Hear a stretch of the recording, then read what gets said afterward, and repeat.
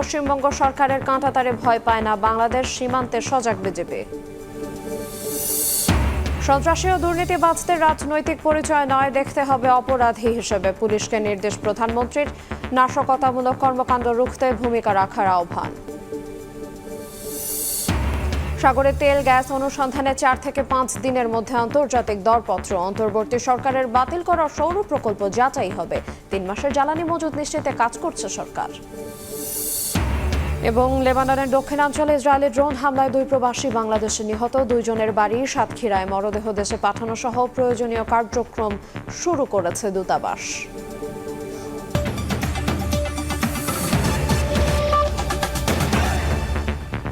দেখছিলেন শিরোনাম। প্রবাসের সময়ের সঙ্গে আছি আইরিন আয়াত। ভারতের অজুহাতে দেশের সংখ্যালঘু নির্যাতন হতে দেওয়া হবে না বলে হুঁশিয়ারি দিয়েছেন ধর্মমন্ত্রী। সচিবালয়ের সাংবাদিকদের সঙ্গে মতবিনিময় সভায় জানান, দেশে সংখ্যালঘুদের সুরক্ষা দিতে না পারলে প্রয়োজনে ছাড়বেন মন্ত্রিত্ব। বলেন, মুসলমানদের উপর নির্যাতন বন্ধে ভারতকে অনুরোধ জানাবে বাংলাদেশ। ভারতের পশ্চিমবঙ্গে নির্বাচন পরবর্তী সহিংসতায় শঙ্কিত দেশটির সংখ্যালঘু মুসলমানরা। সীমান্তের ওপারের শঙ্কার মেঘ ভাবাচ্ছে এপারেও। বাংলাদেশের রাজনীতিতে এখনো আলোচনায় পশ্চিমবঙ্গে প্রথমবারের মতো বিজেপি সরকার। ভারতের গণতন্ত্রের চর্চার প্রশংসা করে দেশটিতে সংখ্যালঘুদের নিরাপত্তার নিশ্চয়তা চান ধর্মমন্ত্রী কাজী শাহ মোফাজ্জল হোসেন কায়কোবাদ। ওনাদেরকে আমি শ্রদ্ধা করি জন্য, যেহেতু ওনাদের দেশে গণতন্ত্রটাকে ওনারা খুব লালন করে। তবে মনের থেকে আরো বেশি শ্রদ্ধা করব ওনারা যদি ওই দেশের সংখ্যালঘুদের নিরাপত্তা দেয়। ভারতে সংখ্যালঘুদের উপর নির্যাতনের অজুহাতে দেশে কারো উপর অত্যাচার করতে দেওয়া হবে না বলেও হুঁশিয়ারি দিয়েছেন ধর্মমন্ত্রী। ভারতে কি ঘটছে এটা বড় জিনিস নয়। বাংলাদেশে ভারতে ঘটছে বলে বাংলাদেশে ঘটবে এমনটা হতে দেওয়া হবে না। প্রয়োজন বোধে মন্ত্রিত্ব ছেড়ে দেব, কিন্তু এখানে কোনো সংখ্যালঘুদের উপরে কোনো অন্য ধর্ম অবলম্বীদের উপর অত্যাচার, অভিযান, জুলুম, নির্যাতন সহ্য করব না ইনশাআল্লাহ। সোমবার সচিবালয়ে সাংবাদিকদের সঙ্গে মতবিনিময় সভায় এসব কথা বলেন ধর্মমন্ত্রী। এ সময় প্রধানমন্ত্রীর জনবান্ধব কর্মসূচি নিয়ে বিরোধী দলগুলোর সমালোচনারও জবাব দেন তিনি। বিরোধী দল সরকারকে কিভাবে বিব্রতকর অবস্থায় ফেলবে সেই চেষ্টায় অনেকে লিপ্ত। প্রসূন আশিস, সময় সংবাদ, ঢাকা। সীমান্তে কাঁটাতারকে ভয় পায় না বাংলাদেশ, ভারতের সঙ্গে সম্পর্ক হবে পারস্পরিক সম্মানের ভিত্তিতে, এমন মন্তব্য করেছেন প্রধানমন্ত্রীর পররাষ্ট্র উপদেষ্টা হুমায়ুন কবির। এদিকে সীমান্তে আইনশৃঙ্খলা পরিস্থিতি স্বাভাবিক রাখতে বিজেপি সজাগ আছে বলে জানিয়েছেন স্বরাষ্ট্রমন্ত্রী। সরকারের কোনো সিদ্ধান্ত নেই। ভারতের পশ্চিমবঙ্গে নতুন সরকারের মন্ত্রিসভার প্রথম বৈঠকে মুখ্যমন্ত্রী শুভেন্দু অধিকারীর ঘোষণা, বাংলাদেশ সীমান্তে অরক্ষিত অংশে বসানো হবে কাঁটাতার। এজন্য বিএসএফকে ৪৫ দিনের মধ্যে জমি বুঝিয়ে দেবে বিজেপির নেতৃত্বাধীন নতুন সরকার। কাঁটাতারের বিষয়ে সোমবার সচিবালয়ে সাংবাদিকদের প্রশ্নের জবাবে স্বরাষ্ট্রমন্ত্রী বলেন, নিজেদের সীমান্তে কাঁটাতার দেওয়া পশ্চিমবঙ্গ সরকারের অভ্যন্তরীণ বিষয়, তবে সীমান্তে আইনশৃঙ্খলা পরিস্থিতি স্বাভাবিক রাখতে বিজিবি সজাগ আছে। সেটা তাদের আভ্যন্তরীণ বিষয়। আর আমাদের পক্ষ থেকে সীমান্তে সবসময় বিজিবি সতর্ক অবস্থায় আছে। সোভারেন ইকুয়ালিটি হিসাবে আমরা কেন্দ্রীয় সরকারের সাথে সম্পর্ক রাখি। কোনো অঙ্গরাজ্যে সরকার পরিবর্তন হলো কিনা সেটা দিয়ে আমাদের পররাষ্ট্র সম্পর্ক নির্ভর করে না। এদিকে পররাষ্ট্র মন্ত্রণালয়ে সাংবাদিকদের প্রশ্নের জবাবে প্রধানমন্ত্রীর পররাষ্ট্র উপদেষ্টা সাফ জানান, ভারত বাংলাদেশ সীমান্তে কাঁটাতারকে ভয় পায় না ঢাকা। হুঁশিয়ার করেন, অতীতে সীমান্তে যেভাবে হত্যাকাণ্ড ঘটেছে তার পুনরাবৃত্তি হতে দেবে না বিএনপি সরকার। শেখ হাসিনা ভারতে বসে যাতে বাংলাদেশে কোনো সন্ত্রাস করতে না পারে সে বিষয়ে ভারত সরকার প্রতিশ্রুতি দিয়েছে বলেও মন্তব্য করেন হুমায়ুন কবির। সভরেন স্পেস থেকে কোনো ধরনের ডিস্টেবিলাইজেশন করার চেষ্টা না হয় আমাদের দেশে, যাতে তাকে ওই স্পেস না দেওয়া হয়। বাংলাদেশের মানুষ কাঁটাতার ভয় পায় না, বাংলাদেশের সরকারও কাঁটাতার ভয় পায় না। যেখানে আমাদের কথা বলা দরকার আমি কথা বলবো। আগে দেখছি আমরা হাসিনার সময়, ওই নমুনায় যদি কেউ ভোটার করতেও চায়, এই বাংলাদেশ সেই জঘন্য গোলামি বাংলাদেশ না যে বসে দেখবে। প্রধানমন্ত্রীর উপদেষ্টা জানান, ভারতের কেন্দ্রীয় ও রাজ্য সরকার একই দলের হওয়ায় তিস্তা চুক্তির আলোচনায় নতুন সম্ভাবনা তৈরি হতে পারে। অন্যদিকে তিস্তা নদী সমন্বিত ব্যবস্থাপনা ও পুনরুদ্ধার প্রকল্পে চীনের এক্সিম ব্যাংক অর্থায়নের আগ্রহ দেখিয়েছে বলেও জানান তিনি। চায়নার এক্সিম ব্যাংক ইন্টারেস্ট শো করছে টু ফাইন্যান্স তিস্তা। সরকারও সেম পার্টি, আপনার তাদের এই প্রদেশের সরকারও সেম পার্টি, প্রাদেশিক সরকার। তো সো উই হোপ, তো এটার দিক থেকে তো মানে স্বাভাবিকভাবে এই ডিসকাশনে একটু মোর পজিটিভ অ্যান্ড লেস চ্যালেঞ্জিং হওয়ার কথা। সময় নির্ধারণ না হলেও প্রধানমন্ত্রী তারেক রহমানের চীন সফর নিশ্চিত করেন পররাষ্ট্র উপদেষ্টা। At some point, of course, the Honorable Prime Minister will visit China. Shatila Sharmin, সময় সংবাদ, ঢাকা। এদিকে সন্ত্রাসী ও দুর্নীতিবাজদের রাজনৈতিক পরিচয় নয়, অপরাধী হিসেবে দেখতে পুলিশ বাহিনীকে নির্দেশ দিয়েছেন প্রধানমন্ত্রী তারেক রহমান। কেউ যেন সাম্প্রদায়িক ও নাশকতামূলক কর্মকাণ্ডে না জড়ায় পুলিশ বাহিনীকে সেদিকে নজর রাখারও নির্দেশ দেন তিনি। পুলিশ সপ্তাহের দ্বিতীয় দিনে বাহিনীর ঊর্ধ্বতন কর্মকর্তাদের এই কথা বলেন প্রধানমন্ত্রী। পুলিশ সপ্তাহের দ্বিতীয় দিন সোমবার রাজধানীর তেজগাঁওয়ে প্রধানমন্ত্রীর কার্যালয়ের শাপলা হলে বাহিনীর ঊর্ধ্বতন কর্মকর্তাদের সঙ্গে মতবিনিময় সভায় অংশ নেন সরকার প্রধান তারেক রহমান। গণতান্ত্রিক, নিরাপদ, মানবিক একটা বাংলাদেশ গড়তে চাই। সততা, মেধা ও দক্ষতায় হবে পুলিশ বাহিনীর নিয়োগ, বদলি ও পদোন্নতির মূলনীতি। এই নির্দেশনা দিয়ে প্রধানমন্ত্রী বলেন, অপকর্ম করলে রাজনৈতিক পরিচয় নয়, অপরাধী হিসেবে বিবেচনা করতে হবে। পুলিশ সদস্যরা থাকেন, তারা যদি আন্তরিকভাবে চান তাহলে আইনি এবং কৌশলী ভূমিকা নিয়ে কিন্তু অনেক ঘটনা শুরুতেই নিষ্পত্তি করা যায়। আপনাদের যে রেসপন্সটা থাকে সেটার উপরেই কিন্তু অ্যাকচুয়ালি মানুষ প্রথমেই ধরে নেয় যে আচ্ছা সরকারটা কেমন, এবং সেজন্য পুলিশ প্রশাসনকে সরকারের আয়না হিসেবে বিবেচনা করা হয়। সুতরাং পুলিশ প্রশাসন সফল হতে কার্যত সেটা সরকারের সফল হতে হিসাবেই বিবেচিত হয়। যে দুর্নীতি, সন্ত্রাস নিয়নে ব্যক্তির রাজনৈতিক পরিচয় নয়, যে বা যারা অপরাধে লিপ্ত হবে তাকে আপনারা অপরাধী হিসেবেই বিবেচনা করবেন। ফ্যাসিবাদ আমলে অবকাঠামো নির্মাণে দুর্নীতির প্রসঙ্গ টেনে তারেক রহমান বলেন, রূপপুর, কর্ণফুলী টানেল ও পদ্মা সেতুতে অপ্রয়োজনীয় খরচে বেড়েছে ঋণের বোঝা। না হলে সব ক্ষেত্রে আরো ভালো করা সম্ভব হতো। এ সময় সবাইকে কৃচ্ছ সাধনের আহ্বান জানান সরকার প্রধান। আমার অবস্থান থেকে আমি যেখানে অফিস করি সেখানে আমরা অনেক খরচ কমানোর চেষ্টা করেছি, অনেকাংশে আমরা করেওছি। এইটা করে আমি আপনাদেরকে বলতে চাচ্ছি, আপনাদের এরকম অনেকগুলো স্কোপ আছে যেখানে আপনারা করতে পারেন। এই যে 4 গুণ দামে রূপপুর আণবিক নিউক্লিয়ার পাওয়ার রিঅ্যাক্টর তৈরি করা হলো, পদ্মা ব্রিজের খরচ পড়েছে 54 না 56 হাজার কোটি টাকা। কিন্তু আলটিমেটলি তো এখানে উপস্থিত প্রত্যেকটা মানুষ সহ 20 কোটি মানুষের উপরে এই ঋণের বোঝা এসে পড়ছে। আজকে যদি এই অপ্রয়োজনীয় খরচগুলো না হতো তাহলে আপনাদের সহ আর্মির বলেন, এয়ারফোর্সের বলেন, নেভির বলেন, সহ শিক্ষা বলেন, স্বাস্থ্য বলেন, প্রত্যেকটি ক্ষেত্রে আমরা আরো বেটার কিছু করতে পারতাম। কেউ যেন সাম্প্রদায়িক বা নাশকতামূলক কর্মকাণ্ডে জড়িয়ে না পড়ে সেদিকে নজর রাখার নির্দেশনা দেন প্রধানমন্ত্রী। কেউ যেন সাম্প্রদায়িক সম্প্রীতি কিংবা কোন রকমের নাশকতামূলক কার্যক্রমে লিপ্ত হতে না পারে, এটিও কিন্তু আমাদের সকলকে মনে রাখতে হবে। এছাড়া সই করা জুলাই সনদের প্রতিটি বিষয় অক্ষরে অক্ষরে বাস্তবায়ন করা হবে বলে আবারও আশ্বস্ত করেন তারেক রহমান।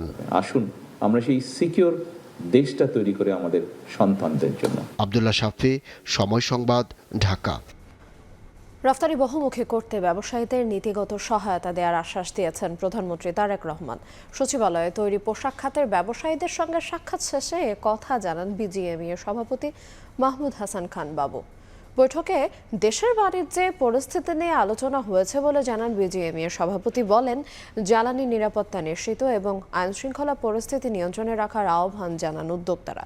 শ্রমিকদের পাওনা সঠিকভাবে বুঝিয়ে দিতে নীতি সহায়তা জরুরি বলেও প্রধানমন্ত্রীকে অবহিত করা হয়। সরকারের বন্ধ কারখানা চালুর সিদ্ধান্তকে সাধুবাদ জানান উদ্যোক্তারা। তবে ব্যাংকের অসহযোগিতায় অনেক কারখানা বন্ধ হয়ে যাচ্ছে বলেও প্রধানমন্ত্রীকে জানান বিকেএমইএ সভাপতি। আমরা পলিসি সাপোর্ট চাই, পলিসি সাপোর্ট পেলে আর আমরা চাই যেন ইনফ্রাস্ট্রাকচারে গভর্নমেন্ট দ্রুত ইনভেস্ট করে, বিশেষ করে এনার্জি নিয়ে, এবং ঢাকা চিটাং এক্সপ্রেসওয়েটা যেন দ্রুত হয়। 3 নম্বর হচ্ছে যেন পোর্টের ইফিসিয়েন্সি বাড়ে। উনি বলেছেন অনেক প্রবলেম ওনাদের এই সরকার ইনহেরিট করছে, এটাই বাস্তবতা। এটা গ্র্যাজুয়ালি এগুলো আস্তে আস্তে ওনারা সমাধান করবেন। উনি দায়িত্ব নেওয়ার পরে এলডিসি গ্র্যাজুয়েশন স্থগিত করার জন্য উদ্যোগ নিয়েছেন। শ্রম আইনের যে কিছু সংশোধনীর ব্যাপার ছিল এগুলি করেছেন। তারপরে বন্ধ কারখানাগুলি চালু করার উদ্যোগ নিয়েছেন। ব্যাংকগুলির নানা রকমের অসহযোগিতার কারণে অনেকগুলি ফ্যাক্টরি বন্ধ হয়ে গেছে, আরও হচ্ছে। এই জায়গাটাকেও একটু দেখার জন্য বলেছি, উনি এই ব্যাপারে আশ্বস্ত করেছেন। হাম উপসর্গ নিয়ে 24 ঘন্টায় মারা গেছে আরও 6 শিশু। নতুন করে হাসপাতালে ভর্তি হয়েছে প্রায় 1,500। টিকাদান বিঘ্নিত হওয়ায় হামের প্রাদুর্ভাব জানিয়ে স্বাস্থ্যমন্ত্রী বলেন, দেশে এখন ভ্যাকসিনের পর্যাপ্ত মজুদ আছে। টিকা ক্যাম্পেইনের মাধ্যমে পরিস্থিতি কিছুটা নিয়ন্ত্রণেও এসেছে। অপুষ্টির কারণে গ্রামের শিশুরা বেশি আক্রান্ত হচ্ছে বলে জানিয়েছেন চিকিৎসকরা। লেবাননের দক্ষিণাঞ্চল নাবাতিয়েহে ইসরায়েলি ড্রোন হামলায় 2 প্রবাসী বাংলাদেশে নিহত হয়েছেন। স্থানীয় সময় সোমবার দুপুরে হামলায় নিহত হন সাতক্ষীরার আশুলিয়ার আশাশুনির কাদাকাটি গ্রামের নাহিদুল ইসলাম নাহিদ এবং ভালুকা গ্রামের শফিকুল ইসলাম। একই ভবনে কেয়ারটেকার হিসেবে কাজ করতেন তারা। হামলার সময় একটি পৌরসভার র্যাপিড গাড়ি এলাকাবাসীর কাছে রুটি পৌঁছে দিতে সেখানে যায়। ঠিক তখনই ইসরায়েলি ড্রোন হামলায় গাড়িটি লক্ষ্যবস্তুতে পরিণত হয়। বিস্ফোরণে গাড়িটি সম্পূর্ণ ধ্বংস হয় এবং পাশের ভবনে থাকা 2 বাংলাদেশি ঘটনাস্থলেই নিহত হন। পরে বিষয়টি বৈরুতে বাংলাদেশ দূতাবাসকে জানানো হলে মরদেহ দেশে পাঠানোর প্রক্রিয়া সহ প্রয়োজনীয় কার্যক্রম শুরু করা হয়। বর্তমানে তাদের মরদেহ নাবিবেরি হাসপাতালে মর্গে সংরক্ষিত রয়েছে। ঈদযাত্রায় বিশৃঙ্খলা এড়াতে গার্মেন্টসে ধাপে ধাপে ছুটি দেওয়া হবে। সড়কে শৃঙ্খলা ফেরাতে মাঠে থাকবে 69টি মোবাইল কোর্ট। নিরাপদ ও নির্বিঘ্ন ঈদযাত্রা নিশ্চিতে সচিবালয়ের সংশ্লিষ্টদের সঙ্গে বৈঠক শেষে কথা জানান সড়ক রেল ও নৌ মন্ত্রী শেখ রবিউল আলম। কোরবানির পশুবাহী গাড়িতে চাঁদাবাজির তথ্য পেলে অভিযুক্তকে আইনের আওতায় আনার হুঁশিয়ারি মন্ত্রীর। স্বজনের সঙ্গে ঈদ উদযাপনে প্রতি বছরেই সড়ক, নৌ ও রেলপথে রাজধানী ছাড়েন 1.5 থেকে 2 কোটি মানুষ। অতিরিক্ত যাত্রী চাপ সামলাতে সরকার নানা উদ্যোগ নেয়ার পরও দুর্ঘটনা, অতিরিক্ত যানজট সহ যাত্রীদের নানা দুর্ভোগ ও হয়রানির শিকার হতে হয়। এবারের ঈদুল আজহায় নিরাপদ ও নির্বিঘ্ন যাত্রা নিশ্চিতে সংশ্লিষ্টদের নিয়ে বৈঠক করেন সড়ক, রেল ও নৌমন্ত্রী শেখ রবিউল আলম। পরে ব্রিফিংয়ে বলেন, গত ঈদযাত্রায় যেটুকু ব্যত্যয় ঘটেছিল তা নিরসনে সর্বোচ্চ উদ্যোগ নেবে সরকার। গার্মেন্টসের যেদিন ছুটি হয় সেই দিন গাজীপুর এবং ওই সংলগ্ন এলাকায় 10 থেকে 15 লাখের মতো যাত্রী একদিনে বাড়ি যেতে চান। বিজিএমের সাথে আমাদের একটা কথা হয়েছিল, তারা যেন ধাপে ধাপে, যেখানে ওয়ার্ক অর্ডার ওরকম নাই তারা একটু আগে গেল, এই বিবেচনা করার জন্য জোরালো দাবি জানিয়েছি। তারা আমাদের নিশ্চিত করেছে। এবার আমরা মনে করছি যে 69টি মোবাইল কোর্ট যাতে পরিচালনা করা যায়। এদিকে সারা দেশে প্রধানমন্ত্রীর বৃক্ষরোপণ কর্মসূচির অংশ হিসেবে সোমবার সকালে পদ্মা সেতুর জাজিরা প্রান্তে বৃক্ষরোপণ ও পদ্মা সেতু জাদুঘরের ভিত্তিপ্রস্তর উদ্বোধন করেন মন্ত্রী।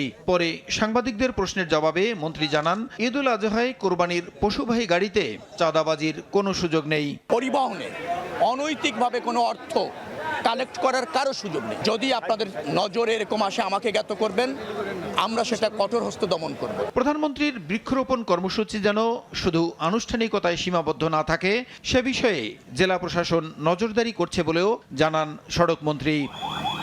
প্রসূন আশিস, সময় সংবাদ, ঢাকা। সাগরে তেল, গ্যাস অনুসন্ধানে আগামী 4 থেকে 5 দিনের মধ্যে আন্তর্জাতিক দরপত্র আহ্বান করা হবে বলে জানিয়েছেন বিদ্যুৎ ও জ্বালানি মন্ত্রী। সৌরবিদ্যুৎ প্রকল্প বাতিল করে অন্তর্বর্তী সরকার তুঘলকে কাণ্ড ঘটিয়েছে উল্লেখ করে যাচাই করা হবে বলে জানান মন্ত্রী। বলেন, বছরে 1000 মেগাওয়াট করে সৌরবিদ্যুৎ উৎপাদনের লক্ষ্য সরকারের। ভারত ও মিয়ানমারের সঙ্গে সমুদ্র সীমা জয়ের পেরিয়ে গেছে 1 যুগেরও বেশি সময়, অথচ এখনও অধরাই থেকে গেছে সুনীল অর্থনীতির সুফল। 2024 সালের মার্চে সাগরে তেল গ্যাস অনুসন্ধানে উন্মুক্ত আন্তর্জাতিক দরপত্র আহ্বানের পর প্রাথমিক সাড়া দিয়ে জরিপের নথি সংগ্রহ করেছিল বেশ কয়েকটি বহুজাতিক কোম্পানি। তবে ওই বছরের ডিসেম্বরে দরপত্র জমা দেওয়ার শেষ সময় থাকলেও পরে আর তাতে আগ্রহ দেখায়নি দরপত্র সংগ্রহ করা কোনো প্রতিষ্ঠানই। ফলে সে দফাতেও হোঁচট খায় গভীর সমুদ্রে তেল গ্যাস অনুসন্ধানের উদ্যোগ। এবার নতুন সরকার গঠনের পর আবারও নজর গভীর সমুদ্রে। সোমবার বিকেলে রাজধানীতে এক অনুষ্ঠানে বিদ্যুৎ ও জ্বালানি মন্ত্রী জানান, সাগরের সম্পদ অনুসন্ধানে শিগগিরই আন্তর্জাতিক দরপত্র আহ্বান করা হবে। 4-5 দিনের মধ্যে অফশোর টেন্ডার আমরা করে দেব। আমাদের জয়েন্ট ভেঞ্চার করতে হবে। আমাদের বাপেক্সের ক্যাপাসিটি নেই সমুদ্রে তেল অনুসন্ধান করা। আমরা বাপেক্সকে স্ট্রেনথেন করছি। আমরা দেশের সম্পদের উপরে বেশি নজর দিয়েছে। মন্ত্রী জানান, নবায়নযোগ্য জ্বালানি থেকে বিদ্যুৎ উৎপাদনে সর্বোচ্চ গুরুত্ব দেওয়া হচ্ছে। অন্তর্বর্তী সরকারের সময় যেসব সৌর বিদ্যুৎ প্রকল্প বাতিল করা হয়েছে সেগুলো যাচাইয়ের উদ্যোগ নেয়ার কথাও বলছেন ইকবাল হাসান মাহমুদ। রিভিউ করার জন্য আমি কমিটি করে দিয়েছি। কমিটি রিভিউ করে আমাকে দিবে যেগুলা দেওয়ার যোগ্য অবশ্যই দেবো আমি ফর দ্য নেশন। তার জন্য জেলে যাবো, কোনো প্রবলেম। কিন্তু এরা টেন্ডার করছে, এরা জমি আছে তাদের, তা থেকে আমি কেন দেবো না? এলওআই দিয়ে দিচ্ছে, বাতিল করে দিচ্ছে, মানে তুগলুকি কারবার। মন্ত্রী জানান, জ্বালানি খাতে আমদানি নির্ভরতা কমানো ও সাশ্রয়ী দামে গ্রাহককে বিদ্যুৎ দেয়ই সরকারের লক্ষ্য। ফারুক ভিয়া, রবিন, সময় সংবাদ। বৈশ্বিক প্রেক্ষাপটে দেশে তেল, গ্যাস সহ জ্বালানির মজুদ অন্তত 3 মাসে উন্নীত করার লক্ষ্য নেওয়া হয়েছে বলে জানিয়েছেন অর্থমন্ত্রী। এছাড়া ব্যবসা বাণিজ্যে পুঁজির যোগান স্বাভাবিক রাখতে নিয়ন্ত্রক সংস্থাকে ঢেলে সাজানোর মাধ্যমে পুঁজি বাজারে গতি ফিরিয়ে আনার উদ্যোগ নেওয়া হয়েছে বলেও জানান তিনি। গড়ে ৪৫ দিন পর্যন্ত জ্বালানি তেলের মজুদ রাখার সক্ষমতা রয়েছে বাংলাদেশের। বৈশ্বিক প্রেক্ষাপটে জ্বালানি নিরাপত্তা শক্তিশালী করতে সরকার এটিকে অন্তত ৩ মাসে উন্নীত করার উদ্যোগ নিয়েছে বলে জানিয়েছেন অর্থ ও পরিকল্পনা মন্ত্রী। এনার্জি সিকিউরিটির জন্য আমরা চাচ্ছি ৩ মাসে সিকিউরিটি যাতে আমাদের থাকে, তেল, গ্যাস, পাওয়ার ৩ মাসে যাতে কোনো সমস্যা না হয়। So this is what we are working for in short energy সেক্টরে। হোপফুলি একটু সময় লাগবে, আপনাদের গভর্নমেন্টের মাত্র ২ মাস ২.৫ মাসের মধ্যে আমরা কথা বলতেছি। সোমবার রাজধানীর গুলশানে বৈশ্বিক অস্থিরতায় বাংলাদেশের অর্থনৈতিক ভবিষ্যৎ বিনির্মাণের পথরেখা শীর্ষক অনুষ্ঠানে আমির খসরু মাহমুদ চৌধুরী বলেন, ব্যবসা বাণিজ্যে পুঁজির যোগান স্বাভাবিক রাখতে শিগগিরই পুঁজিবাজার নিয়ন্ত্রক সংস্থা বিএসইসি-কে ঢেলে সাজানো হবে। আমাদেরকে ক্যাপিটাল মার্কেটকে রিভাইভ করতে হবে। We are having a big overhauling of the capital security and exchange commission. It will be manned by the professional people. No political appointment. আলোচনায় অংশ নিয়ে ব্যবসায়ীরা আসন্ন বাজেটে করের হার না বাড়িয়ে করজাল বাড়ানোর উপর জোর দিতে অর্থমন্ত্রীর প্রতি আহ্বান জানান। অনুগ্রহপূর্বক ট্যাক্স বাড়াবেন না, বিকজ ট্যাক্স বাড়ালে কিন্তু আমাদের ফ্রিজের দাম বেড়ে যাবে আর আমার ঝালমুড়ির দাম কিন্তু দুর্গুণে বেড়ে যাবে। তো আপনি যদি আমাদের ট্যাক্সটা যদি রাখেন তাহলে ইকোনমিটা বড় হবে। আর আমাদের এক্সপোর্টের জন্য যেটা বলবো যে আমাদের জন্য ব্যবসা শিথিল করে দেন, সহজ করে দেন, যেন বিদেশ থেকে যে বিনিয়োগকারীরা আসছে তারা যেন স্বল্প মূল্যে বাংলাদেশে ব্যবসায়িক বান্ধব পরিবেশে ব্যবসা করতে পারে। দেশের কর জিডিপি ৭% কম উল্লেখ করে এটিকে বাড়াতে জাতীয় রাজস্ব বোর্ডের প্রয়োজনীয় সংস্কারে একটি উচ্চ পর্যায়ের কমিটি গঠন করা হয়েছে বলেও জানান মন্ত্রী। তোফাজ্জল হোসাইন, সময় সংবাদ, ঢাকা। জ্বালানি নিরাপত্তা নিশ্চিত করতে না পারলে দেশে বিনিয়োগ পরিস্থিতির উন্নতি হবে না, দেশি বিদেশি উদ্যোক্তারা আস্থা পাবেন না বলে মন্তব্য করেছেন বিডার নির্বাহী চেয়ারম্যান আশিক চৌধুরী। সোমবার দুপুরে রাজধানীর বনানীতে পিআরআই আয়োজিত সেমিনারে মন্তব্য করেন তিনি। এ সময় আসছে বাজারে কর্মসংস্থান তৈরিতে সরকার সর্বোচ্চ গুরুত্ব দেবে বলেও জানান বিডার নির্বাহী চেয়ারম্যান। সেমিনারে ক্যাব সভাপতি AHM শফিকুজ্জামান বলেন, বছরে ৬,০০০ থেকে ৮,০০০ কোটি টাকা রফতানিতে নগদ প্রণোদনা দেওয়া হচ্ছে। প্রণোদনার অর্থ জ্বালানি নিরাপত্তা নিশ্চিতে ব্যয় করার দাবি জানান তিনি। এছাড়া দ্রব্যমূল্য নিয়ন্ত্রণে সরকারকে নজর দেওয়ার আহ্বান জানান ক্যাব সভাপতি।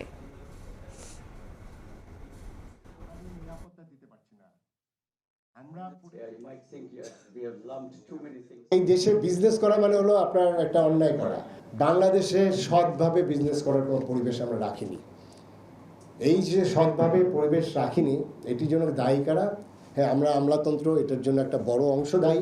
Until we solve the energy problem, we can talk about investment, but it's going to be very difficult for local and for investors to believe in Bangladesh story unless we resolve the energy issue. সরকারের ভিতরে আসলে অনেকগুলা ছোট ছোট সরকার আছে। So government itself is a very complex organism. It's a forest যেখানে অনেকগুলা বাঘ আছে, অনেকগুলা সিংহ আছে, এবং তাদের প্রত্যেকেরই আবার নিজের ইন্টারেস্ট আছে।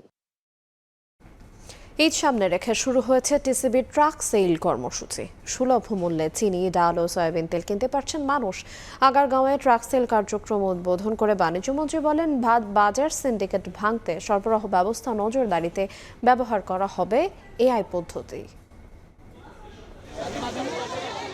মূল্যস্ফীতির চাপে সবচেয়ে বেশি বিপাকে নিম্নবিত্ত মানুষ। খাদ্যপণ্যের খরচ মেটানো কঠিন হয়ে গেছে অনেকের জন্য।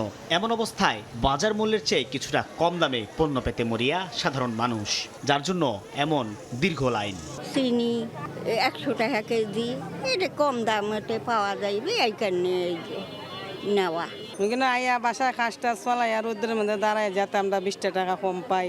আসন্ন ঈদুল আজহা উপলক্ষে সোমবার দুপুরে রাজধানীর আগারগাঁওয়ে টিসিবির ভ্রাম্যমাণ ট্রাক সেল কার্যক্রম উদ্বোধন হয়। এ সময় বাণিজ্য মন্ত্রী বলেন, সিন্ডিকেট ভাঙতে স্বচ্ছ প্রক্রিয়ার মাধ্যমে বাজার নিয়ন্ত্রণ করতে চায় সরকার। বাজার অবজেক্টিভলি ম্যানিপুলেশন ফ্রি থাকবে, তার জন্য আমরা কতিপয় পন্থা নিচ্ছি। একেবারে আমদানি পর্যায় থেকে শুরু করে রিটেইল সেল পর্যন্ত এই পুরো সাপ্লাই চেইনটিকে আমরা একটা এআই মডেলের মধ্যে নিয়ে আসবো। বাণিজ্য মন্ত্রী জানান, টিসিবির ডিলার নিয়োগের জন্য একটি নীতিমালা তৈরি করা হচ্ছে। যারা বাছাইয়ে যোগ্য হবেন তারা ডিলারশিপ পাবেন। টিসিবির ডিলারশিপ যাতে একটি প্রশ্নহীন প্রক্রিয়ার মাধ্যমে, স্বচ্ছ প্রক্রিয়ার মাধ্যমে নির্বাচিত হতে পারে, সে ব্যাপারেও আমরা নীতিমালা প্রণয়ন করছি। টিসিবির চেয়ারম্যান জানান, সংস্থাটিতে ভর্তুকি কমানোর জন্য চেষ্টা করা হচ্ছে, যা একসময় শূন্যে নামানো হবে। আমরা এই ভর্তুকি কমানোর জন্য অনেক চেষ্টা করছি, কিছু পদক্ষেপ নেওয়া হয়েছে। ইনশাল্লাহ ভবিষ্যতে এই ভর্তুকি কমে আসবে এবং ধীরে ধীরে ভর্তুকির পরিমাণ শূন্যে চলে আসবে। ঈদুল আজহা উপলক্ষে টিসিবির ট্রাক সেলে 80 টাকা কেজি দরে 1 কেজি চিনি, 70 টাকা দরে 2 কেজি ডাল ও 130 টাকা লিটার দরে মিলছে 2 লিটার সয়াবিন তেল। এই কার্যক্রম চলবে 21 মে পর্যন্ত। সাইফুল ইসলাম, সময় সংবাদ, ঢাকা। নাগরিক জীবনের সব সুবিধা আরও সহজ করে আধুনিক বাসযোগ্য নগরী গড়ার প্রত্যয় ব্যক্ত করেছেন ঢাকা উত্তর সিটি কর্পোরেশনের প্রশাসক মোহাম্মদ শফিকুল ইসলাম খান। সোমবার সকালে সিটি কর্পোরেশন ভবনের শিক্ষার্থীদের মাঝে বৃত্তির চেক বিতরণের সময় তিনি একথা বলেন। তিনি আরও বলেন, আসছে বর্ষা মৌসুমে এডিস মশার বিরুদ্ধেও সবাইকে সচেতন হতে হবে। বৃত্তি প্রদানের মাধ্যমে আগামীর প্রজন্মকে সুশিক্ষায় শিক্ষিত করে গড়ে তোলার জন্য কাজ করছে সিটি কর্পোরেশন। সন্তানকে দেশের সচেতন নাগরিক হিসেবে গড়ে তুলতে অভিভাবকদের কাজ করতে হবে বলেও জানান উত্তরের প্রশাসক।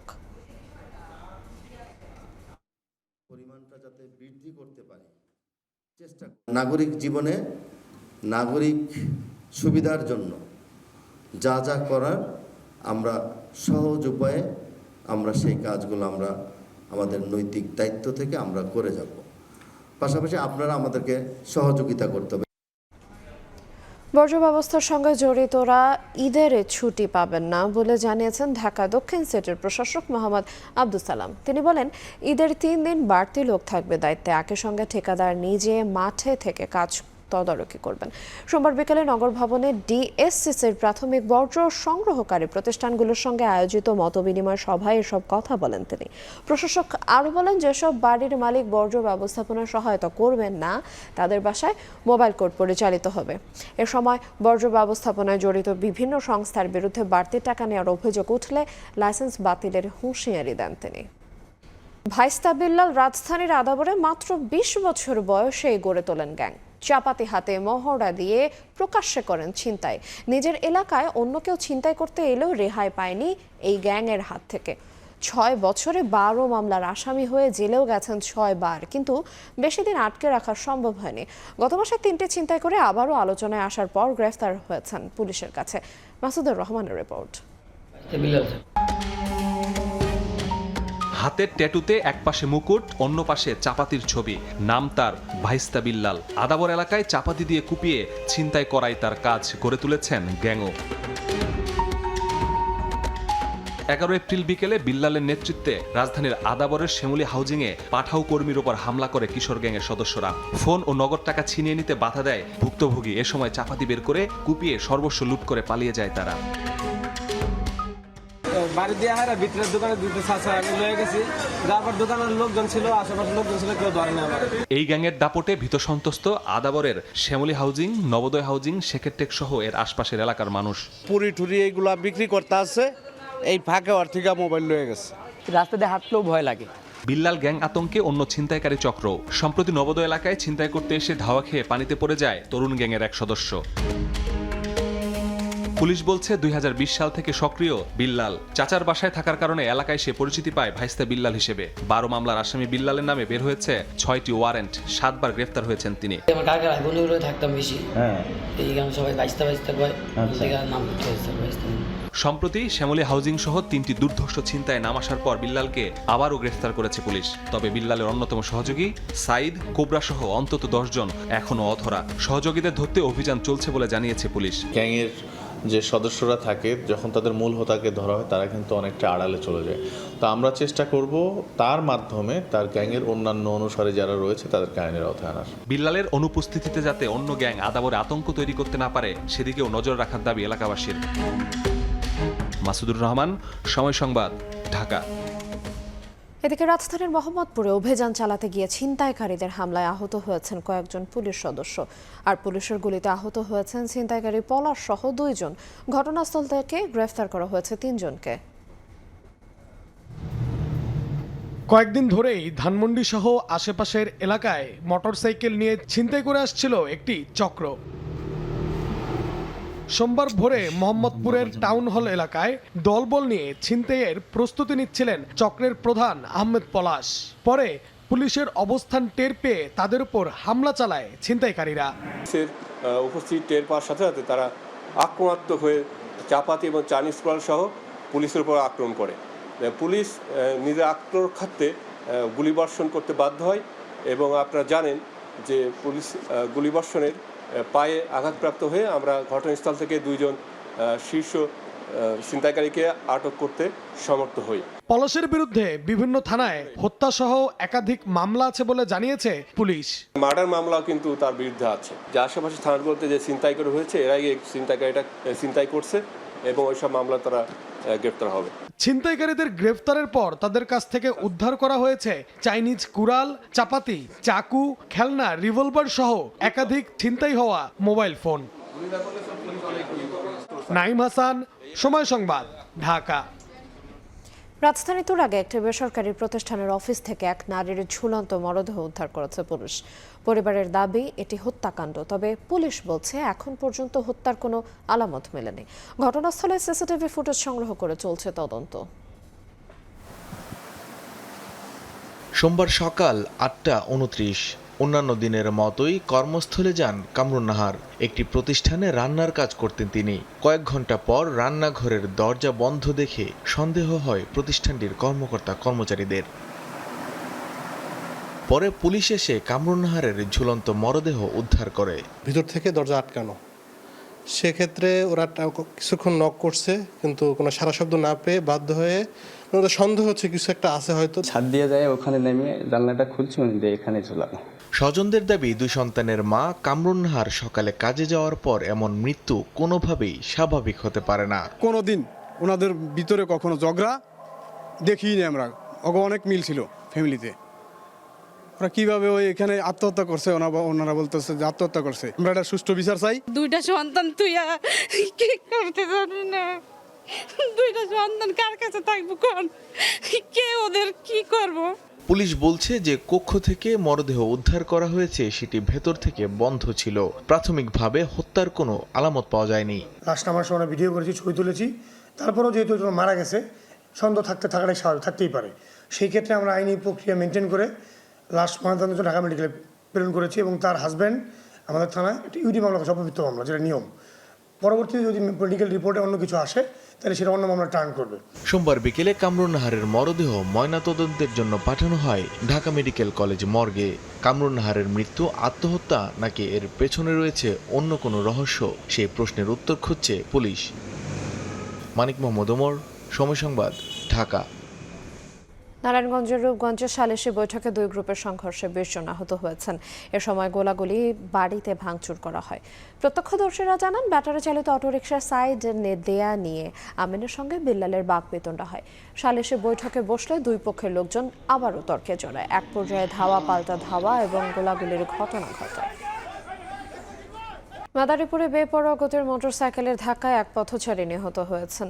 সোমবার রাত 8টার দিকে সদর উপজেলা শ্রীনদী কালীরবাজার সড়কে এই দুর্ঘটনা ঘটে।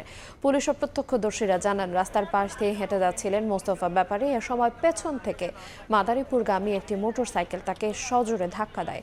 এতে ঘটনাস্থলে তার মৃত্যু হয়। মরদেহটি উদ্ধার করে ময়নাতদন্তের জন্য মাদারীপুর সদর হাসপাতালের মর্গে পাঠায় পুলিশ। ঘটনাস্থল থেকে মোটরসাইকেলটি উদ্ধার করা হলে পালিয়ে যান চালক।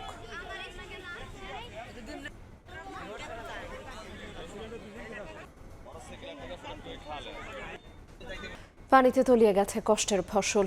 ঋণে জর্জরিত হাওরের কৃষক ধান ভেজা থাকায় পাচ্ছে না ন্যায্য মূল্য।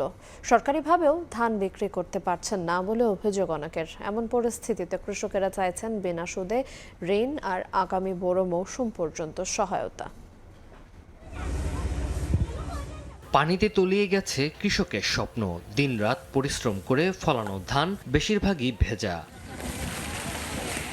অতিবৃষ্টি ও জলাবদ্ধতায় ক্ষতিগ্রস্ত ফসল গ্রামীণ সড়কে শুকিয়ে ঘরে তুলছে কৃষক। তবে ভেজা থাকায় গুণগত মান নষ্ট হচ্ছে অনেক ক্ষেত্রেই। এই চিত্র সুনামগঞ্জের ছোট বড় 137 হাওরের। ধান গের আইয়া নষ্ট হয়েছে, খালো গেছে। সরকার যদি দিয়া টাকা 1400 টাকা মন, ওখানে আমাদেরকে 800 700 এইভাবে দাঁড় হয়। আমরা তো পাই না মিলতে, ধান কাটতে পারি না, পানি লেগে গেছে গাঙ্গে ডুবাইয়া। এনজিও, ব্যাংক ও স্থানীয় মহাজনের কাছ থেকে ঋণ নিয়ে বিপাকে আছেন হাওরের বেশিরভাগ কৃষক। ঋণের ভাবে তো অনেক পড়ছে গিয়া। এখন যদি আমরা ব্যাংক থেকে সরকারের লোন দিত গিয়া, বিনা সুদে টাকা পাইতাম, তাহলে তো আমরা জান বাঁচত। কিশোরগঞ্জে উৎপাদন খরচ মেটাতে কম দামে ভেজা ধান বিক্রি করে দিচ্ছেন বহু কৃষক। এমনকি সরকারি খাদ্য গুদামেও পাচ্ছেন না বিক্রির সুযোগ। 1 একর জমি কাটলে কমপক্ষে 15-20 জন লেবার লাগে, এতে করে তো আমাদের ফর্তা হয় না। আমরা সাধারণ এরা যদি বিবেকের ভিত্তি করে দেয় তাহলে আপনার বলার আর কিছু নেই। মৌলভীবাজারের অনেক স্থানে পচে যাওয়া ধানই ঘরে তুলছেন কৃষকরা। কৃষি বিভাগের তথ্য মতে জেলায় প্রায় 4500 হেক্টর জমির বোরো ধান নষ্ট হয়েছে। ক্ষতিগ্রস্ত 26,000 কৃষক। এবার যারা ক্ষেত করছি সবই আমরা পানির চলে গেছে।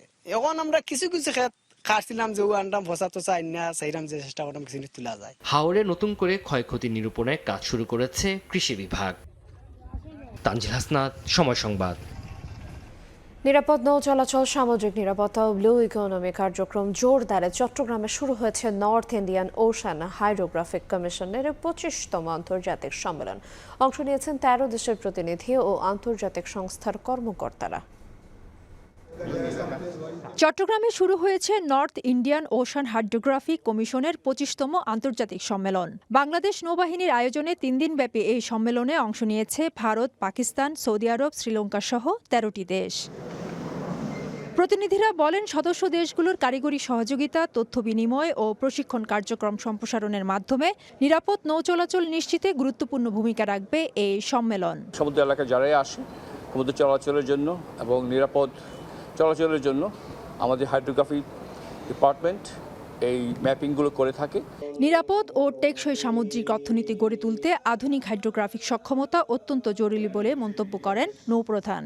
Oceans are key drivers of global economic growth and sustainability, with over 90% of global trade conducted by the sea. এই সম্মেলনের মাধ্যমে উত্তর ভারত মহাসাগরীয় অঞ্চলে সামুদ্রিক সহযোগিতা আরও জোরদার হবে বলে মনে করেন আয়োজকরা।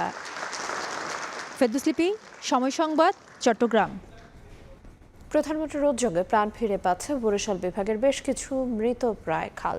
খননের কারণে পানির প্রবাহ স্বাভাবিক হতে শুরু করেছে। চলতি বর্ষা মৌসুমে জলাবদ্ধতা কমার আশা ভুক্তভোগীদের। অপূর্ব রিপোর্টে বিস্তারিত। নামে পরিচিত বরিশাল মায়ের মমতায় জনপদকে আঁকড়ে রেখেছে প্রায় 3500 খাল। পানি উন্নয়ন বোর্ডের হিসেবে যার দৈর্ঘ্য 3349 কিলোমিটার। প্রধানমন্ত্রী তারেক রহমানের নয়া উদ্যোগে এরই মধ্যে 6 জেলায় খনন শুরু হয়েছে 61.5 কিলোমিটার। বরিশাল সদর উপজেলার চরকাওয়া ইউনিয়নের স্বনির্ভর খাল এটি। 4 দশক পর সংস্কারের ছোঁয়ায় 6 কিলোমিটারের খালের 4 কিলোমিটার খননই বদলে গেছে দৃশ্যপট। একই চিত্র জেলার গৌরনদীর কুতুবপুরে। এই খালটি আবারও পুনঃখননের কাজ শুরু হয়েছে। পানি বর্ষা পড়লে জোয়ার উঠতে ঠেলিয়া কোলাই দিয়ে নামতে না। বন্যার সিজন আসলেই পানি ঘরবাড়িতে তলাই যেত। জলাবদ্ধতা, নিষ্কাশন এবং সেচ, এই 3টি বিষয়কে আমরা গুরুত্ব দিয়েছি। এদিকে পিরোজপুরের শিকদার মল্লিক ইউনিয়নে প্রধানমন্ত্রী তারেক রহমানের বিশেষ উদ্যোগে প্রাণ ফিরে পাচ্ছে একাধিক মৃতপ্রায় খালগুলো। জমি, খাত, বই সব কিছুর জন্য সুবিধা পাইতেছি। এখন কাটার পরে খুব ভালোই হচ্ছে। বরগুনাতেও থেমে নেই বিশাল কর্মযজ্ঞ। পানি উন্নয়ন বোর্ড জেলায় 609টি খাল শনাক্ত করেছে। সরকারের খাল খনন ও সংস্কারের উদ্যোগে চলতি বর্ষা মৌসুমে জলাবদ্ধতা কমাবে আশা ভুক্তভোগীদের। তবে নিশ্চিহ্ন হতে যাওয়া খাল উদ্ধারেরও দাবি বরিশালবাসীর। অপূর্ব অপু, সময় সংবাদ, বরিশাল। মধ্যপ্রাচ্যে যুদ্ধ অবসানে যুক্তরাষ্ট্রের দেয়া প্রস্তাবের আনুষ্ঠানিক জবাব দিয়েছে ইরান। ইরানের রাষ্ট্রায়ত্ত বার্তা সংস্থা ইরনা জানায়, প্রস্তাবিত পরিকল্পনা অনুযায়ী আলোচনার প্রথম ধাপে যুদ্ধ পরিস্থিতি ও শত্রুতার অবসানের ওপর গুরুত্ব আরোপের কথা বলেছে তেহরান। তবে তেহরানের এই জবাবকে অগ্রহণযোগ্য বলে প্রত্যাখ্যান করেছেন মার্কিন প্রেসিডেন্ট ডোনাল্ড ট্রাম্প। একই সঙ্গে ইরানের সমৃদ্ধ ইউরেনিয়াম যুক্তরাষ্ট্রের নজরদারিতে আছে বলেও সতর্ক করেন তিনি। এদিকে ইরানের তেল ট্যাঙ্কার ও বাণিজ্যিক জাহাজে হামলা হলে মধ্যপ্রাচ্যে মার্কিন ঘাঁটি ও জাহাজে পাল্টা আক্রমণের হুঁশিয়ারি দিয়েছে IRGC।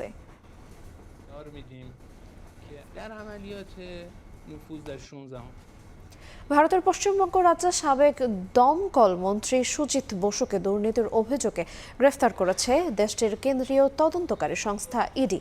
সোমবার স্থানীয় সময় সকালে তৃণমূলের শীর্ষ নেতাকে ইডি দফতরে জেরার জন্য ডেকে পাঠানো হয়। প্রায় 10 ঘন্টা জেরা শেষে রাতে তাকে গ্রেফতারের কথা জানায় তদন্তকারী সংস্থা। সুজিত বসুর বিরুদ্ধে দক্ষিণ দমদম পৌরসভা সহ বেশ কয়েকটি পৌরসভায় চাকরি নিয়োগে দুর্নীতির অভিযোগে একটি মামলার তদন্ত করছিল ইডি। বারবার তাকে সমন পাঠালেও হাজির হননি সুজিত বসু।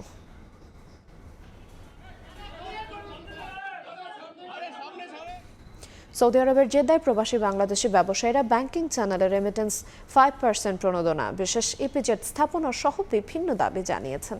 সৌদি বাংলা গার্মেন্টস অ্যাসোসিয়েশনের উদ্যোগে কনসুলেটের একটি প্রতিনিধি দল জেদ্দার বাবাদিত্তায় অবস্থিত বাংলাদেশি গার্মেন্টসের বৃহৎ পাইকারি বাজার পরিদর্শন করেন। এ সময় প্রবাসী ব্যবসায়ীরা এসব দাবি তুলে ধরেন। সংগঠনের সভাপতি মোহাম্মদ রেজাউল করিমের সাথে ছিলেন জেদ্দা বাংলাদেশ কনসুলেটের কনসাল জেনারেল মোহাম্মদ শাখাওয়াত হোসেন। এছাড়া উপস্থিত ছিলেন কমার্শিয়াল কাউন্সিলর সৈয়দা নাহিদা হাবিবা এবং অন্যান্য ব্যবসায়ী নেতারা। কনসাল জেনারেল শাখাওয়াত হোসেন জানান, প্রবাসী ব্যবসায়ীদের সমস্যাগুলো সংশ্লিষ্ট মন্ত্রণালয়ে উত্থাপন করে সমাধানের উদ্যোগ নেওয়া হবে। এছাড়া প্রবাসীদের বিনিয়োগে সম্পৃক্ত করে দেশের অবকাঠামো উন্নয়নের উপর গুরুত্ব আরোপ করেন তিনি।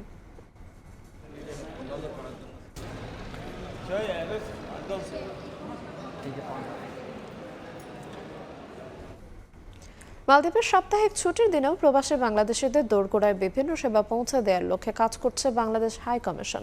গত শুক্রবার থেকে 2 দিন ব্যাপী দেশের রাজধানী মালে থেকে প্রায় 110 কিলোমিটার দূরে মামিগিলি আইল্যান্ড ও এর আশেপাশের কয়েকটি দ্বীপে বসবাসরত প্রবাসীদের জন্য ভ্রাম্যমাণ এ কনসুলার সেবা প্রদানের আয়োজন করেন হাই কমিশন। আইল্যান্ডটিতে চলা এই ভ্রাম্যমাণ সেবা কার্যক্রমে প্রবাসীরা ব্যাপক উৎসাহ ও উদ্দীপনা নিয়ে হাই কমিশনের বিভিন্ন সেবা গ্রহণের জন্য উপস্থিত হন, যেখানে প্রায় অর্ধশতাধিক পাসপোর্ট সংক্রান্ত সেবা সম্পন্ন করার পাশাপাশি 30টির বেশি ওয়েজ আর্নার্স কল্যাণ বোর্ডের সদস্যপদ কার্ড সরাসরি বিতরণ করেন হাই কমিশন। এছাড়া পাসপোর্ট নবায়ন, পাসপোর্ট আবেদন গ্রহণ, জাতীয় পরিচয়পত্রের তথ্য সংশোধন সহ বিভিন্ন জরুরি কনসুলার সেবাও প্রদান করেন তারা।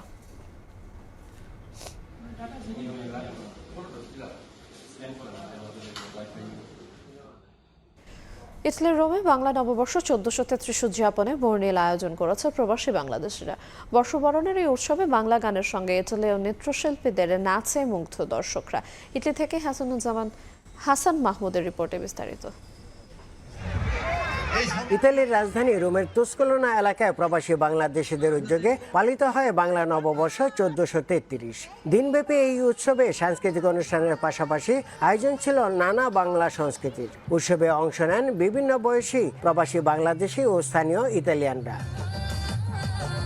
হাজার মাইল দূরে থেকেও বাংলা সংস্কৃতিকে হৃদয়ে ধারণ করে নববর্ষকে বরণ করে নিলেন ইতালি প্রবাসী বাংলাদেশিরা। সকাল থেকেই পরিবার পরিজন নিয়ে উৎসবে যোগ দেন প্রবাসীরা। দুপুরে ছিল খাওয়া দাওয়ার ব্যবস্থা। অনেক নারী পুরুষকে বৈশাখী শাড়ি আর পাঞ্জাবি পরে মেলায় উপস্থিত হতে দেখা গেছে। সাপ্তাহিক ছুটির দিন রোববারের এই মেলায় প্রবাসীদের উপস্থিতি ছিল চোখে পড়ার মতো। আয়োজকরা বলছেন, প্রবাসে বাংলা সংস্কৃতি ধরে রাখতেই তাদের এই উদ্যোগ। বাঙালি কৃষ্টি কালচার এবং আমাদের সংস্কৃতি আমাদের নতুন প্রজন্মর কাছে তুলে ধরার জন্য এবং প্রবাসীদের মাঝে আমাদের যে একটি ক্যালেন্ডার আছে, আমাদের একটি দিনপঞ্জিকা আছে, আমাদের পয়লা বৈশাখ আছে, এটা জানান দেওয়ার জন্য সকল ইটালিয়ান যাতে আমাদের কৃষ্টি কালচার সম্পর্কে জানে। দীর্ঘ 30 বছর ধরে কিন্তু আমিও এটার সাথে জড়িত আছি, দেখে আসছি। বাংলা গানের সাথে ইতালীয় নৃত্যশিল্পীদের অংশগ্রহণ যোগ করে বাড়তি আনন্দ। বাংলা বর্ষবরণে নাচ করতে পেরে আমরা খুবই আনন্দিত। অনেক বছর ধরে বাংলাদেশিদের অনুষ্ঠানে আমরা নাচ করে থাকি। আমি সকলকে বাংলা নতুন বছরের শুভেচ্ছা জানাই। রোমে বসবাসরত সব বাংলাদেশিকে একত্রিত করার বড় একটি উপলক্ষ এই বর্ষবরণ। গেল ৩০ বছর ধরে রোমের এই খোলা মাঠে তুসকল্যাণ সমাজ কল্যাণ সমিতি বর্ষবরণ অনুষ্ঠানের আয়োজন করে আসছে। ইতালির রোম থেকে হাসান মাহমুদ, সময় সংবাদ। একে তো বৃষ্টির বাধা, তার উপর দ্বিতীয় ইনিংসে স্লো ব্যাটিং। ম্যাচটায় আরও ভালো অবস্থানে থাকার সুযোগ হারিয়েছেন ব্যাটাররা, তবুও তাদের স্ট্রাইক রেট নিয়ে প্রশ্ন তোলাকে অবান্তর মনে করেন মোহাম্মদ আশরাফুল। টাইগার ব্যাটিং কোচের মতে পঞ্চম দিনে পাকিস্তানকে 260 রানের মতো টার্গেট দিলে স্পিনাররা বাংলাদেশকে ম্যাচ জেতাতে পারবে, তবে পাকিস্তানিরাও ছুড়ে দিয়েছে পাল্টা চ্যালেঞ্জ। সালমান আলী আঘা বলেছেন 260 রানের টার্গেট ও 70 ওভারের মধ্যে তাড়া করার সামর্থ্য আছে তাদের। অবশেষে দুইবারের সাফ জয়ী ফুটবলার ঋতুপর্ণা চাকমার বাড়ি নির্মাণের জটিলতা কাটতে যাচ্ছে। সময় সংবাদে খবর প্রকাশের পর প্রধানমন্ত্রীর নির্দেশে ঋতুপর্ণাকে দেয়া বাড়ি বুঝিয়ে দেওয়ার উদ্যোগ নিয়েছে যুব ও ক্রীড়া মন্ত্রণালয়। আমিনুল হকের নির্দেশে একটি প্রতিনিধি দল রাঙামাটিতে কথা বলেছেন ঋতুপর্ণা চাকমার পরিবারের সঙ্গে। দ্রুত সমস্যা সমাধানের আশ্বাস দিয়েছে যুব ও ক্রীড়া মন্ত্রণালয়ের প্রতিনিধি দল। বাংলাদেশ নারী ফুটবল দলের এই মুহূর্তে সবচেয়ে বড় তারকা ঋতুপর্ণা চাকমা। 2024 সালে তার গোলেই ইতিহাস গড়ে টানা দ্বিতীয়বারের মতো সাফ জেতে বাংলাদেশ নারী ফুটবল দল। এর কিছুদিন পরেই ঋতুর জোড়া গোলে স্বাগতিক মিয়ানমারকে হারিয়ে নারী এশিয়ান কাপের মূল মঞ্চে খেলার সুযোগ পায় বাংলার জয়িতারা। বাংলাদেশের জন্য এত গৌরব বয়ে আনা ঋতুপর্ণা চাকমা পরিবার নিয়ে রাঙামাটিতে থাকেন জীর্ণশীর্ণ এক বাড়িতে। নতুন বাড়ির নির্মাণে 2025 সালের মার্চ মাসে ঋতুপর্ণা চাকমার নামে 12 শতক খাস জমি বরাদ্দ দেয় সরকার। তবে লম্বা সময় অতিবাহিত হলেও বিভিন্ন জটিলতায় সেখানে নির্মাণ হয়নি বাড়ি, জানিয়ে খবর প্রচার করে সময় সংবাদ। এরপরেই নড়ে চড়ে বসে সরকার। প্রধানমন্ত্রীর নির্দেশে ঋতুপর্ণাকে দেওয়া বাড়ি বুঝিয়ে দেওয়ার উদ্যোগ নিয়েছে যুব ও ক্রীড়া মন্ত্রণালয়।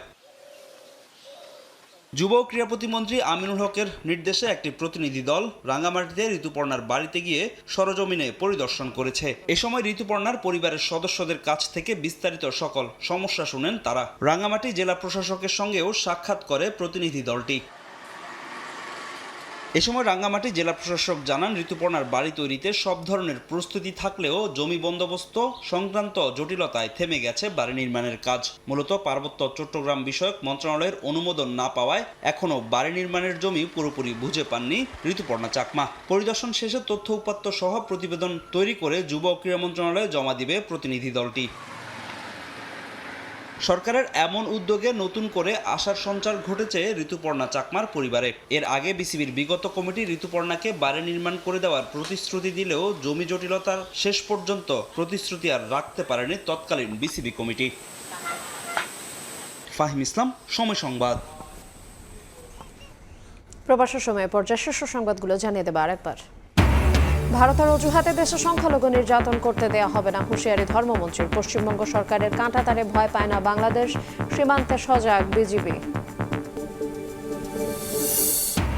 সন্ত্রাসী ও দুর্নীতিবাজদের রাজনৈতিক পরিচয় নয়, দেখতে হবে অপরাধী হিসেবে পুলিশকে নির্দেশ প্রধানমন্ত্রীর। নাশকতামূলক কর্মকাণ্ড রুখতে ভূমিকা রাখার আহ্বান।